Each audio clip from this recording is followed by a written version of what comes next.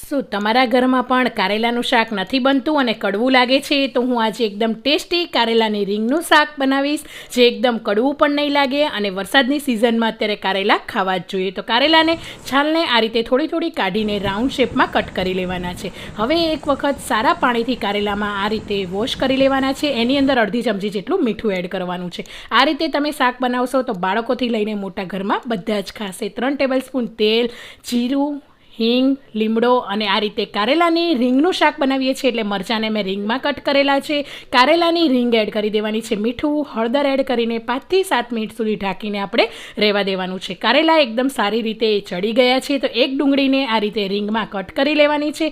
એને પણ સારી રીતે સાતળી લેવાની છે. 4 થી 5 મિનિટ પછી ધાણા જીરું પાવડર, લાલ મરચું પાવડર, ગરમ મસાલો, ગોળ અને આ રીતે લીંબુ એડ કરીને શાક આપણું ગરમા ગરમ રોટલી સાથે કે પરાઠા સાથે કે દાળ રાઈસ સાથે પણ તમે આ શાકને ખાઈ શકો.